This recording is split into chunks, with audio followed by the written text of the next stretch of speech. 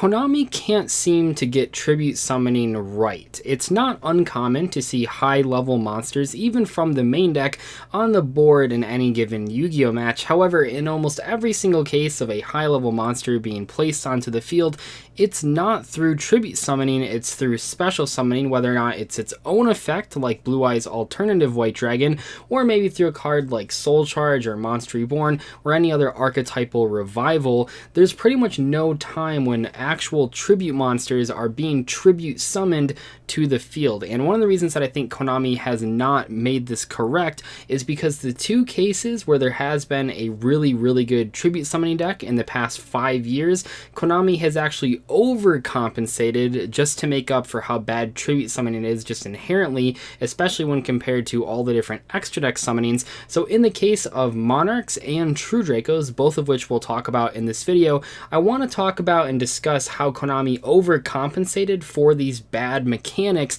just to make them playable, and how that actually led to then both those decks being hit on the Forbidden and Limited list, where maybe if they weren't so powerful in relation to make up for the tribute summoning mechanic, maybe then they wouldn't have had to have been hit on the Forbidden and Limited list. But I think what's really interesting is that if those decks do get that crazy support, even when they're held down by tribute summoning, they're obviously going to be pretty darn good. However, there are plenty of decks that have higher level monsters that they simply cannot use if they can't be special summoned, because actual tribute summoning just outside of those two decks that I mentioned, True Dracos and Monarchs, pretty much never happens anymore, which is really curious because tribute summoning has been around since the game first came out. But anyway, let's jump right in. It's important to note that tribute summoning basically has the same issue with it that ritual summoning has, and that it's a straight minus to summon any monsters. Now in the case of a level 5 or level 6 monster, it's a -1, and in the case of a level 7 or higher monster,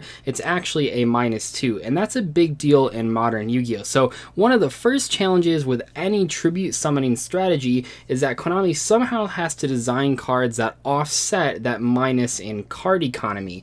In ritual summoning decks, we now have cards like Pre-Preparation of Rites to sort of offset that minus, but there's even cards like Manju and Senju and even Sonic Bird that can sort of get you pluses before you minus to ritual summon.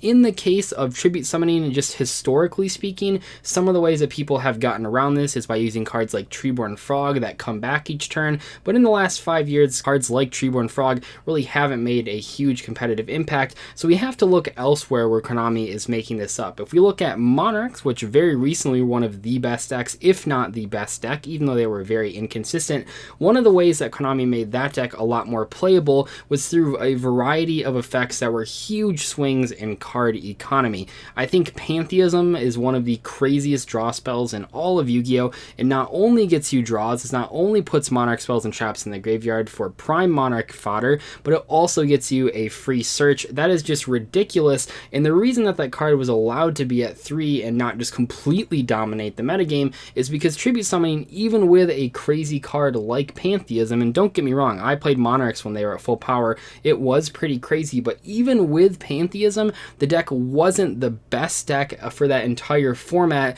only because tribute summoning inherently is just so inconsistent. You not only have to have the right tribute monster, but also you have to have the right tribute fodder, and also it all has to go off without a hitch. If your opponent has any form of disruption, you might find yourself in a really dead spot, which definitely isn't what you want in a competitive environment. But even more so than Pantheism, which obviously is a huge deal, they had to do two things, and one of the things that they did is give Monarchs the Monarch Stormforth, which is an incredible quick play spell that sort of alleviates some of the issues with tribute summoning by actually letting you use your opponent's monster as the tribute.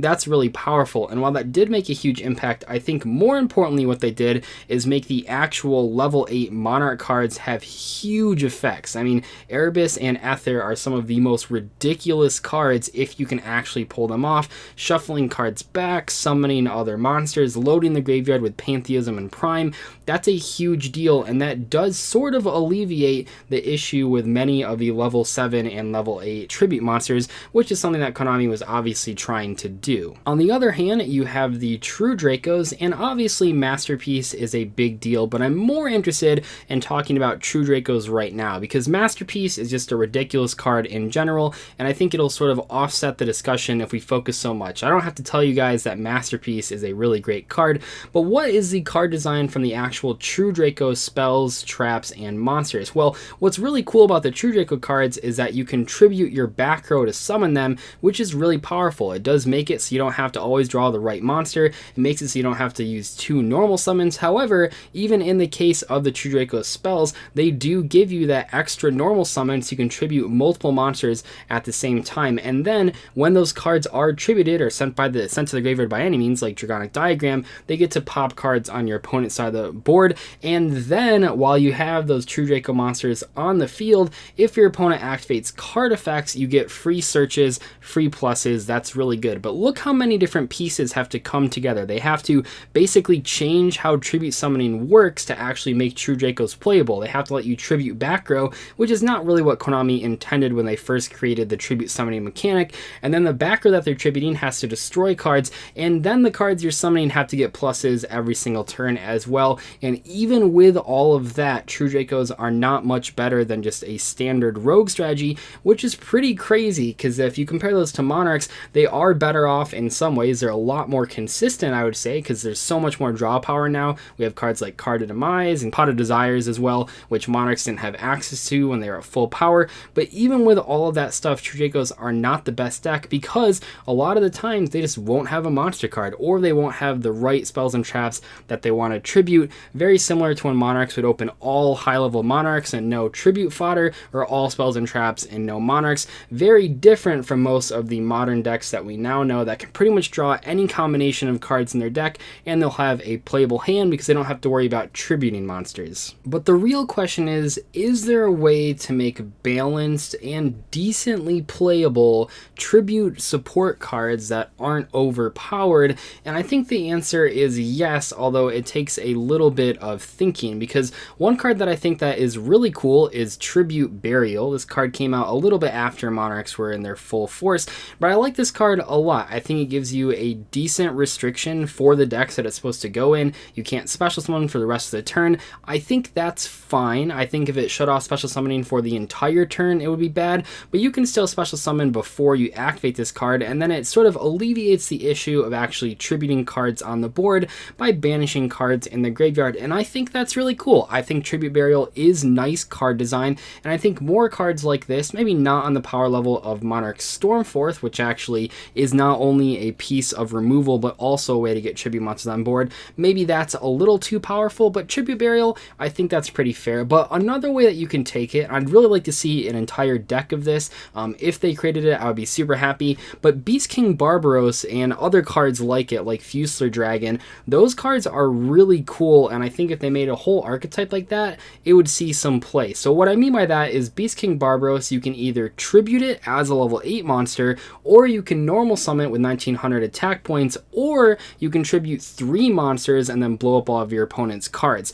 All 3 options are good in certain situations. Some are better than others in the early game, some are better than others in the late game. I think card design like that is immaculate, and I really do wish we had more cards like Beast King Barbaros. Now maybe they don't all have to have the exact same 3 options, but I think just giving a card multiple ways to use it, even though it can be tribute summoned, maybe giving the option to normal summon it with just a lesser effect, I think that's really cool, and I hope Konami designs more cards like Beast King Barbaros in the future. At the end of the day though, to be completely honest, I'm not sure there actually is a way for Konami to fix tribute summoning. I'm just really disappointed every time I'm playing a deck like FA's and a card like FA Turbocharger is announced, a card that would be really cool if it was a level 4 monster, but as a level 6 monster, it's almost impossible to play, even though FAs have a way of summoning it from the deck. I think if Konami figured out a way to somehow make tribute summoning cool again, then a lot more people would actually give it a shot, because I think right now, of all the summoning mechanics, even behind ritual summoning, even behind fusion summoning, tribute summoning is the least used summoning mechanic, which is a real shame because it is an important part of Yu-Gi-Oh's history, and I think Konami does have ways to make tribute summoning good but not broken. I think they're just not interested in doing that for for whatever reason. The only real tribute monsters that we see that are generically played are cards like Majesty's Fiend and Vanity's Fiend, and similar Floodgate monsters, which isn't really interesting. It's not really pushing tribute summoning in a new direction. It's just sort of locking your opponent out of the game. And in that case, the only thing that people remember about tribute summoning is the super overpowered cards like the Monarchs, like the True Dracos, or cards that floodgate their opponent out of the game like Vanity's Fiend. That's not really a good reputation to have on such a cool and iconic mechanic. So hopefully Konami figures out a way to make tribute summoning interesting but not ridiculous. Anyway though, that's pretty much all I wanted to talk about in today's video. Hopefully you guys enjoyed it. Thank you so much for watching. I'll see you guys later. Bye.